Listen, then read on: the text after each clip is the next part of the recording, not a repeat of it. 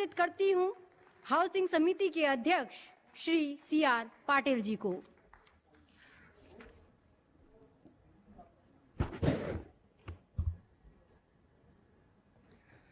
लोकसभा के सदस्यों के लिए निर्मित 76 बहुमंजिला फ्लैट्स के उद्घाटन के अवसर पर माननीय प्रधानमंत्री श्री नरेंद्र मोदी जी और इस सम्मानित सभा में उपस्थित सभी महानुभावों का स्वागत करना वास्तव में एक बड़े हर्ष की बात है। इस परियोजना का शिलान्यास तत्कालीन लोकसभा अध्यक्ष ने 7 फरवरी 2017 को किया था। वास्तविक निर्माण कार्य 20 अगस्त 2018 को आरंभ हुआ। राष्ट्रीय हरित प्राधिकरण द्वारा निर्माण गतिविधियों पर प्रतिबंध लगाए जाने सहित अनेक विषमताओं के बावजूद और उसके उपरांत उत्पन्न कोविड की स्थिति के कारण इस परियोजना को लगभग 2 वर्ष की अवधि में पूरा किया गया है। माननीय लोकसभा अध्यक्ष तथा लोकसभा की आवास समिति के संयुक्त और सतत प्रयत्न और इस प्रक्रिया में शामिल संबंधित मंत्रालय, विभाग, एजेंसियों और लोकसभा सचिवालय के समर्पित और सतत प्रयासों से यह निर्माण कार्य संपन्न हुआ है। संसद सदस्यों के मौजूदा समय की आवश्यकताओं को ध्यान में रखते हुए आधुनिक सुविधाओं से सुसज्जित फ्लैट्स के उद्घाटन के लिए अपना बहुमूल्य समय देने के लिए मैं माननीय प्रधानमंत्री श्री नरेंद्र मोदी जी के अत्यंत आभारी हूं। मैं एक बार पुनः आप सबको धन्यवाद करता हूं। धन्यवाद।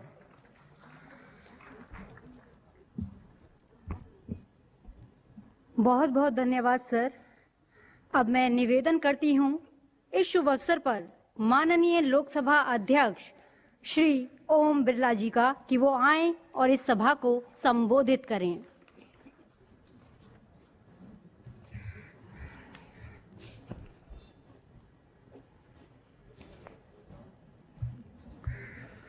आज के उद्घाटन समारोह में हमारे प्रधानमंत्री माननीय नरेंद्र मोदी जी, संसदीय कार्य मंत्री श्री प्रहलाद जोशी जी, शहरी विकास मंत्री श्री हरदीप पुरी जी, आवास समिति के चेयरमैन CR पाटिल जी, लोकसभा की महासचिव, मंत्रीगण, माननीय संसद सदस्यगण, उपस्थित देवी और सज्जनों, मैं माननीय प्रधानमंत्री जी का बहुत बहुत धन्यवाद देता हूं कि हमारे आग्रह पर आज वो इस लोकार्पण समारोह में समय निकाला। BD मार्ग पर ये 76 आवास जो 3 टावरों के अंदर बनाए गए हैं, इन तीनों टावरों का नाम हमने भारतीय संस्कृति और की पोषक एवं जीवनदायिनी नदियों गंगा, यमुना और सरस्वती के नाम पर रखा गया है।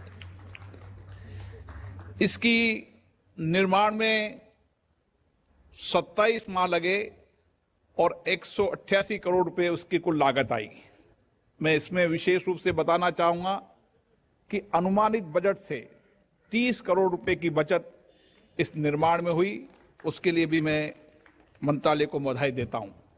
पर्यावरण संरक्षण को ध्यान में रखते हुए इन आवासों को आधुनिक सुविधाएं और सुरक्षा की व्यापक व्यवस्था की गई है। हमारे माननीय सदस्यों के आवास पुराने हो गए और उनकी मरम्मत में काफी खर्चा आता था। माननीय प्रधानमंत्री जी के प्रेरणा से उन्होंने सांसदों के नए आवास के निर्माण की एक गति शुरू की और ये तीनों टावर जो हम देख रहे हैं, इस लुटियन जोन के अंदर स्पेशल रूप से माननीय प्रधानमंत्री जी ने स्वीकृति दी। इसके लिए मैं उनको बहुत बहुत बधाई देता हूं, क्योंकि हमारे माननीय संसद सदस्य जब चुनकर आते थे तो उनको 6 महीने साल भर तक होटलों में रहना पड़ता था। जब माननीय प्रधानमंत्री जी ने देखा कि होटलों में करोड़ रुपया खर्च होता है और उनको असुविधा भी होती है, तो उन्होंने उस समय तत्कालीन लोकसभा अध्यक्ष और संसदीय मंत्री और आवास समिति चेयरमैन को कहा कि हमें चरणबद्ध तरीके से सांसदों के आवास के निर्माण की प्रक्रिया शुरू करनी चाहिए। मैं माननीय प्रधानमंत्री जी को इसलिए धन्यवाद देना चाहता हूं कि वो लगातार ये प्रयास करते हैं कि ये आवास केवल संसद सदस्य का आवास नहीं है, ये आवास उस क्षेत्र की तमाम जनता के लिए ठहरने के लिए उपयोग में आते हैं। इसलिए आवास ठीक से बने और जितने भी लोग क्षेत्र की जनता के आते हैं उनको ठहरने की सुविधाएं भी हो, उसका विशेष रूप से ध्यान इन निर्माण के अंदर रखा जाता है।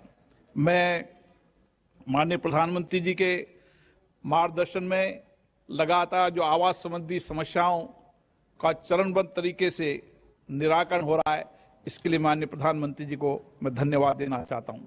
इसी के साथ मैं माननीय प्रधानमंत्री जी को भी धन्यवाद देना चाहता हूं कि नए भवन के निर्माण के साथ माननीय प्रधानमंत्री जी ने संसद सदस्यों के लिए कार्यालय निर्माण की भी स्वीकृति दी है, ताकि माननीय संसद सदस्यों को अपने संसदीय कार्यों को व्यवस्थित करने के लिए और जनता को मिलने के लिए एक सुव्यवस्थित कार्यालय होना चाहिए। मैं इस मौके पर विशेष रूप से कोविड-19 के समय मुझे पता है बहुत चुनौती थी इस निर्माण में, लेकिन सभी सरकारी विभागों ने इस चुनौती को मानकर एक मिशन के रूप में तय समय पर इसके निर्माण कार्य किया। इसके लिए मैं सभी विभाग के लोगों को बहुत बहुत साधुवाद देता हूं। मैं विशेष रूप से शहरी विकास मंत्री हरदीप पुरी जी का, आवास समिति के चेयरमैन सी.आर. पाटिल जी का, जिन्होंने लगातार इस निर्माण की गुणवत्ता का भी ध्यान रखा और समयबद्ध तरीके से पूरा हो, उसका भी उन्होंने विशेष रूप से ध्यान रखा और समय समय पर वो यहाँ पर आते रहते थे। मैं माननीय प्रधानमंत्री जी का धन्यवाद दूंगा कि आज पुनः आपने इन भवनों का लोकार्पण किया। 19 अगस्त को आपने एक वर्ष पूर्व इसी तरीके से नॉर्थ एवेन्यू में डुप्लेक्स भवनों का भी लोकार्पण किया था।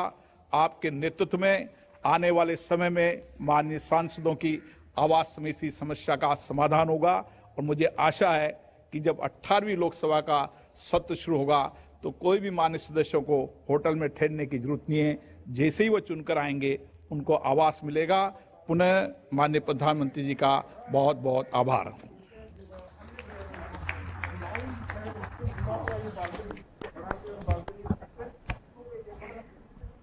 बहुत बहुत धन्यवाद अध्यक्ष जी। और अब मैं आमंत्रित करती हूं हमारे प्रधानमंत्री श्री नरेंद्र मोदी जी को कि वो आएं और अपने कर कमलों द्वारा लोकसभा सांसद आवास का लोकार्पण करें।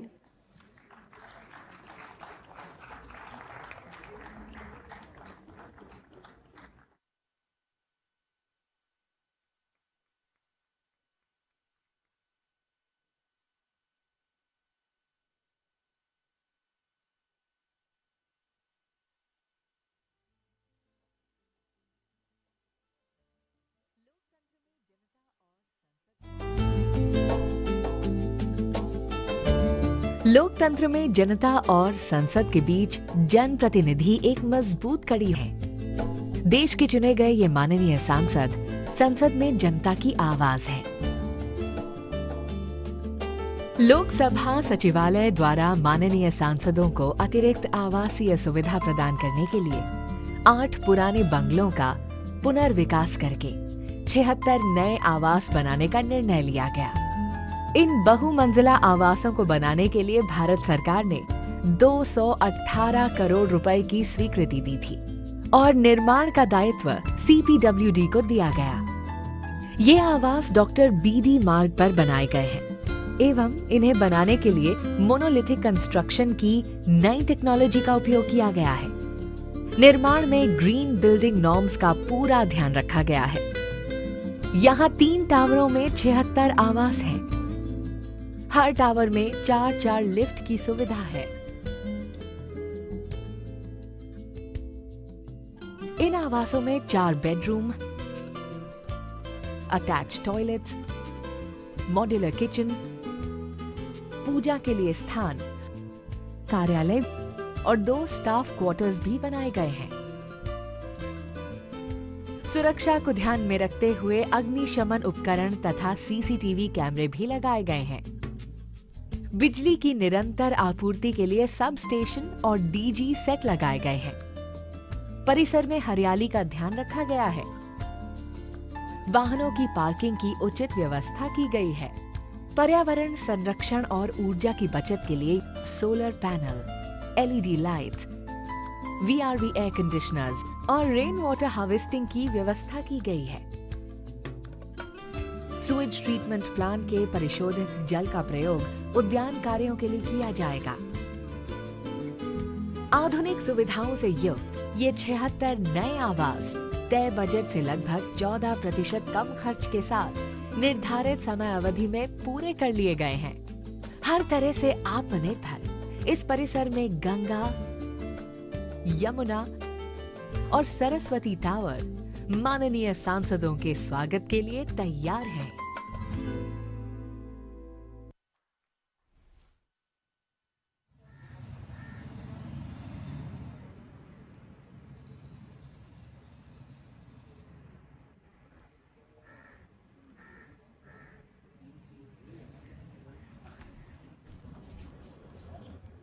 नमस्कार सर।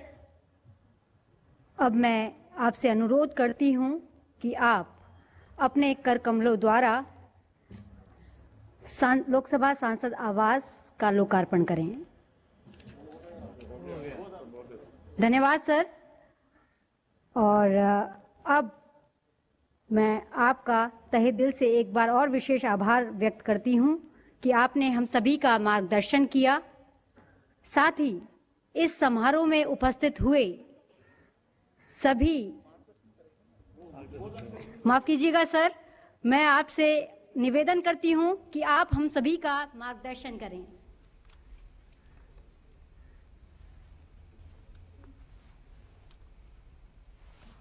नमस्कार। लोकसभा अध्यक्ष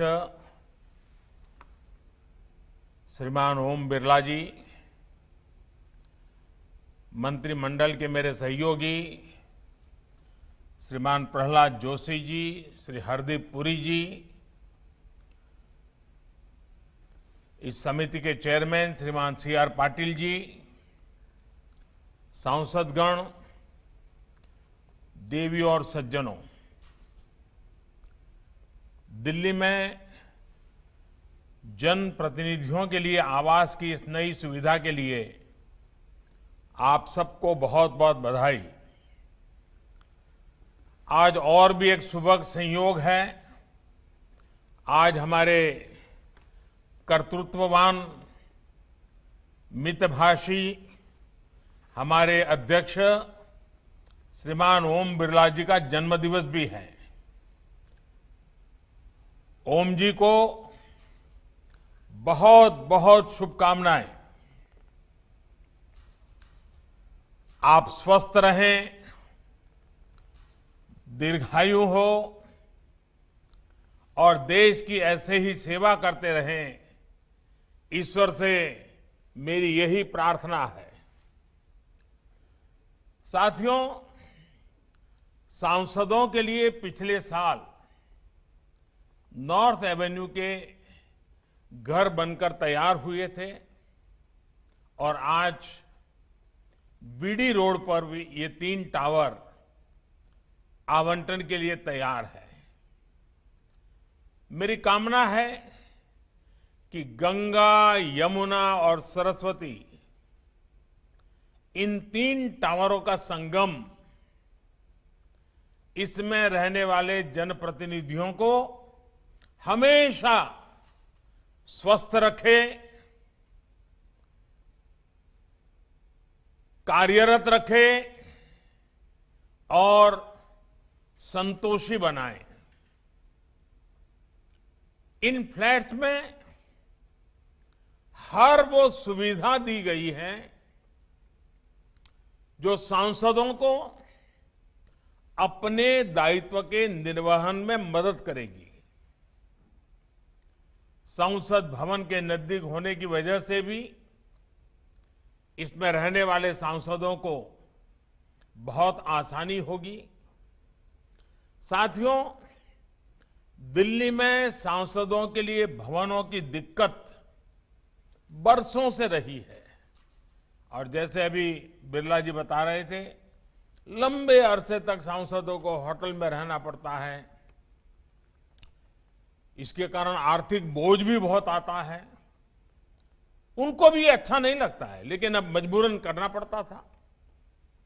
लेकिन इस समस्या को दूर करने के लिए गंभीरता से प्रयास 2014 के बाद विशेष रूप से शुरू हुए। दशकों से चली आ रही समस्याएं टालने से नहीं, उनका समाधान खोजने से समाप्त होती है। सिर्फ सांसदों के निवास ही नहीं, बल्कि यहां दिल्ली में ऐसे अनेकों प्रोजेक्ट्स थे जो कई कई वर्षों से अधूरे थे, लटके पड़े थे। कई इमारतों का निर्माण इस सरकार के दौरान ही शुरू हुआ और तय समय से पहले समाप्त भी हुआ। जब अटल बिहारी वाजपेयी जी की सरकार थी, तो अटल जी के समय जिस अंबेडकर नेशनल मेमोरियल की चर्चा शुरू हुई थी, उसका निर्माण कितने साल लग गए। ये सरकार बनने के बाद ही इसका काम हुआ। 23 वर्षों के लंबे इंतजार के बाद डॉक्टर अंबेडकर इंटरनेशनल सेंटर का निर्माण इसी सरकार में हुआ। सेंट्रल इंफॉर्मेशन कमीशन की नई बिल्डिंग का निर्माण इसी सरकार में हुआ। देश में दशकों से वॉर मेमोरियल की बात हो रही थी। हमारे देश के वीर जवान लंबे अरसे से इसकी आशा कर रहे थे, मांग कर रहे थे। देश के वीर शहीदों की स्मृति में इंडिया गेट के पास वॉर मेमोरियल का निर्माण भी, उसे करने का भी सौभाग्य हमारी सरकार को मिला। हमारे देश में हजारों पुलिसकर्मियों ने कानून व्यवस्था बनाए रखने के लिए अपना जीवन दिया है। हजारों पुलिस के जवान शहीद हुए हैं। उनकी याद में भी नेशनल पुलिस मेमोरियल का निर्माण भी इसी सरकार के द्वारा हुआ। आज सांसदों के लिए नए आवासों का लोकार्पण, ये लोकार्पण भी इसी श्रृंखला में एक जरूरी और अहम कदम है। मुझे खुशी है कि हमारे सांसदों का एक लंबा इंतजार अब खत्म हो रहा है। इन फ्लैट्स के निर्माण में पर्यावरण का ध्यान रखा है, एनर्जी कंजर्वेशन के उपाय हो, सोलर प्लांट हो, सीवेज ट्रीटमेंट प्लांट हो, ग्रीन बिल्डिंग के ये कंसेप्ट इन भवनों को और आधुनिक बनाते हैं। साथियों, मैं लोकसभा अध्यक्ष जी, लोकसभा सचिवालय और इसके निर्माण से जुड़े अर्बन डेवलपमेंट मिनिस्ट्री हो, अन्य विभाग हो, सबको बधाई देता हूं कि उन्होंने इतने कम समय में इस बढ़िया सुविधा का निर्माण करवाया है। और हम सब भली-भांति जानते हैं, हमारे लोकसभा अध्यक्ष जी वैसे भी वे क्वालिटी में भी और बचत में भी विश्वास रखते हैं। सदन के भीतर वे ये सुनिश्चित करते हैं कि समय की भी बचत हो और डिबेट की भी क्वालिटी हो। और इसके निर्माण में भी उन बातों को भली भांति सफलतापूर्वक पार किया गया है। हम सबको याद है, अभी हमने मॉनसून सत्र में भी अध्यक्ष जी की इस कार्यशैली की झलक देखी है। कोरोना काल में अनेक प्रकार की सावधानियों के बीच नई व्यवस्थाओं के साथ संसद का सत्र चला। पक्ष और विपक्ष के सभी साथियों ने एक एक पल का सदुपयोग किया। दोनों सदनों द्वारा बारी बारी से काम करना हो या फिर शनिवार और रविवार को भी कार्यवाही करना, हर किसी ने सहयोग किया, सभी दलों ने सहयोग किया। साथियों, हमारी संसद की ये जो ऊर्जा बढ़ी है, इसके पीछे एक और बड़ा कारण है। इसकी भी शुरुआत एक तरह से 2014 से शुरू हुई है। तब देश एक नई दिशा की तरफ बढ़ना चाहता था, बदलाव चाहता था, और इसलिए उस समय देश की संसद में 300 से ज्यादा एमपीज फर्स्ट टाइम चुनकर पहुंचे थे, और मैं भी पहली बार आने वालों में से एक था।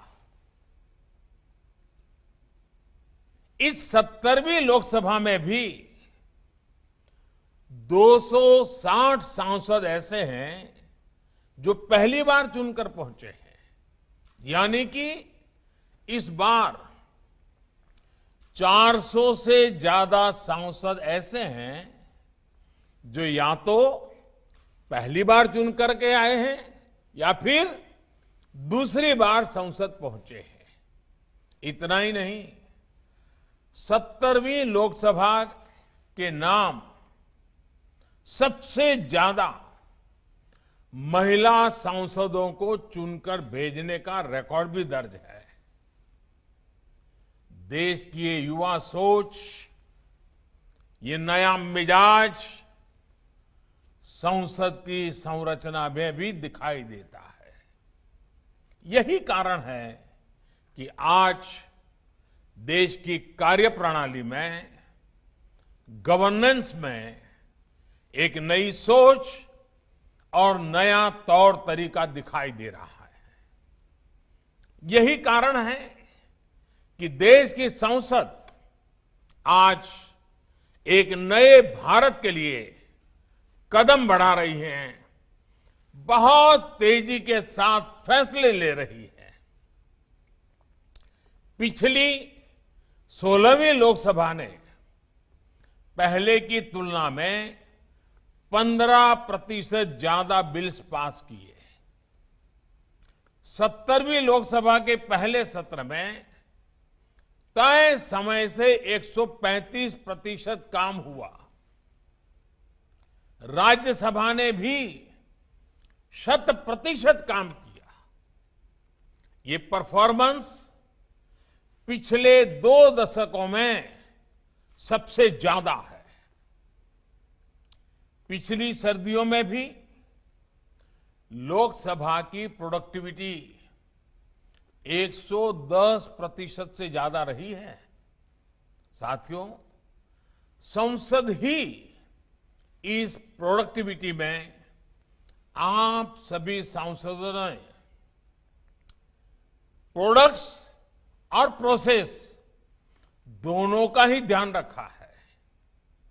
हमारी लोकसभा और राज्यसभा दोनों के ही सांसदों ने इस दिशा में एक नई ऊंचाई हासिल की है, और निश्चित तौर पर इसमें उन सांसदों का भी योगदान है जो अब सदन का हिस्सा नहीं है। आप देखिए, हमने कितना कुछ हासिल किया है, साथ मिलकर कितना कुछ नया किया है। सिर्फ बीते 1-1.5 वर्षों की बात करें तो देश ने किसानों को बिचौलियों के चंगुल से आजाद कराने का काम किया है। देश ने ऐतिहासिक लेबर रिफॉर्म्स किए हैं, कामगारों के हितों को सुरक्षित किया है। देश ने जम्मू कश्मीर के लोगों को भी विकास की मुख्य धारा और अनेक कानूनों से जोड़ने का काम किया है। पहली बार जम्मू कश्मीर में अब करप्शन के खिलाफ काम हो सके ऐसे कानून बन पाए हैं। देश ने महिलाओं को 3 तलाक जैसी सामाजिक कुरीतियों से भी आजादी दी है। इससे और पहले की बातें करें तो मासूम बच्चियों से बलात्कार करने वालों के लिए मृत्यु दंड का प्रावधान भी इसी दौरान किया गया है। आधुनिक अर्थव्यवस्था के लिए जीएसटी, इंसॉल्वेंसी और बैंक्रप्सी कोड जैसे कितने ही बड़े बड़े निर्णय हुए हैं। इसी तरह भारत की जो संवेदनशील पहचान रही है, उस कमिटमेंट को पूरा करते हुए हम सब ने मिलकर नागरिकता संशोधन कानून भी पास किया है। हमारी ये काम, ये सफलताएं अगर हमारे प्रोडक्ट्स हैं तो इन्हें करने के प्रोसेस भी उतने ही शानदार रहे हैं। संभवतः बहुत से लोगों ने ध्यान नहीं दिया होगा, लेकिन 16वीं लोकसभा में 60% बिल ऐसे रहे हैं जिन्हें पास करने के लिए औसतन 2 से 3 घंटे तक की डिबेट हुई है। हमने पिछली लोकसभा से ज्यादा बिल पास किए, लेकिन फिर भी हमने पहले से ज्यादा डिबेट की है। ये दिखाता है कि हमने प्रोडक्ट पर भी फोकस किया है और प्रोसेस को भी निखारा है। और ये सब आप सभी माननीय सांसदगण ने किया है, आपकी वजह से हुआ है। मैं इसके लिए आप सभी सांसदों को सार्वजनिक रूप से धन्यवाद देता हूं, बधाई देता हूं। साथियों, सामान्य तौर पे ये कहा जाता है कि युवाओं के लिए 16, 17, 18 साल की उम्र जब वो 10th, 12th में होते हैं बहुत महत्वपूर्ण होती है। 16, 17, 18 की ये उम्र किसी युवा लोकतंत्र के लिए भी उतनी ही महत्वपूर्ण है। आप देखिए, अभी 2019 के चुनाव के साथ ही हमने 16वीं लोकसभा का कार्यकाल पूरा किया है। ये समय देश की प्रगति के लिए, देश के विकास के लिए बहुत ही ऐतिहासिक रहा है।